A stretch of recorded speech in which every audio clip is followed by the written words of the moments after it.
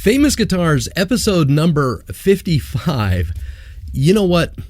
I really can't believe it's taken me 55 episodes to even cover this guitar.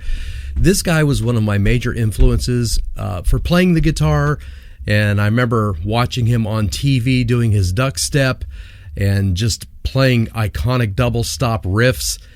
And if you know where I'm going with this, you know I'm talking about this guitar right here. And of course, I'm talking about one of the most recognizable guitars in rock and roll history, the cherry red Gibson ES-355, played by the father of rock guitar himself, Chuck Berry. When you picture Chuck Berry duck walking across a stage while firing off those iconic double stop licks, chances are the guitar in your mind is that beautiful red ES-355. And this wasn't just a flashy stage prop. The guitar became part of Chuck Berry's identity for more than 3 decades. So today, we'll cover how he got it, the specs that made it so special, how long he used it, and where the guitar is today. So back in the late 1950s, early 1960s, Gibson was producing some of the finest semi-hollow electric guitars in the world. Berry had already used several guitars during his early career, including Gibson ES-350T models. But by the early 1960s, he became closely associated with Gibson's ES-355. The ES-355 was Gibson's upscale luxury version of the ES-335. Think of it as the tuxedo edition, more elegant appointments, higher-end electronics, and a striking visual style that looked incredible under stage lights. Chuck Berry reportedly began using the ES-355 regularly around 1963, and it quickly became his main instrument for touring, television appearances, and recordings for decades afterwards. One reason Berry gravitated toward that guitar was its reliability. By the 1960s, he was touring constantly and needed an instrument that could deliver a powerful tone night after night. The ES-355 gave him warmth, sustain, and enough bite to cut through a loud backing band. And visually, the cherry red finish became inseparable from his image. The specifications of Berry's ES-355 are classic Gibson craftsmanship. The guitar featured a laminated maple semi-hollow body with a solid center block running through the middle. That center block helped reduce feedback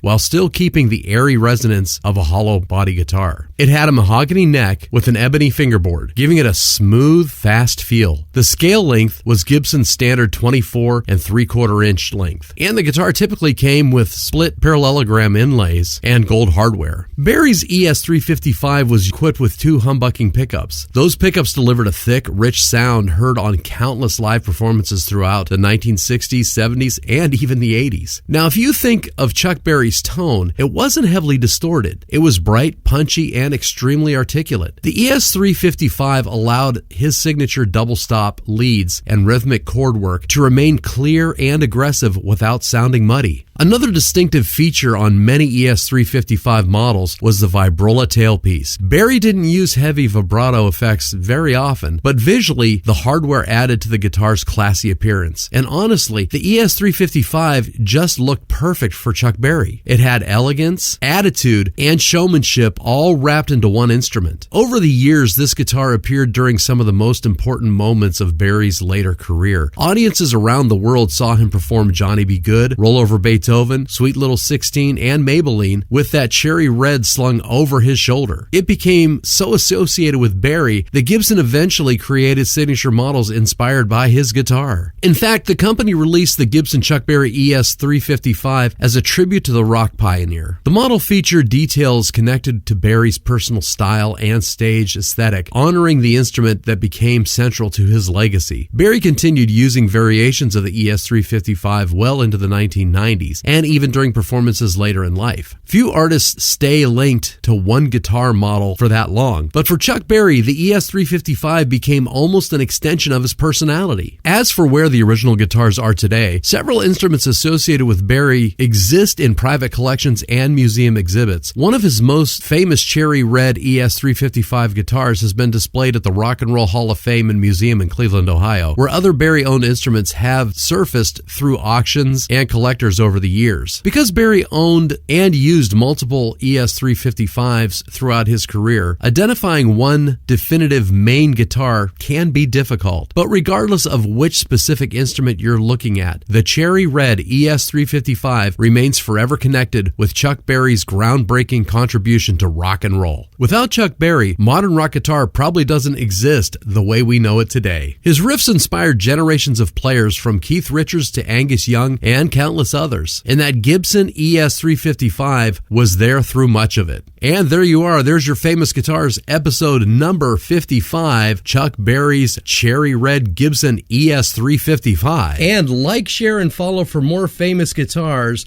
and watch for my new album coming out soon. But in the meantime, check out my released album, In Your Face, on Elastic Stage and all your streaming platforms.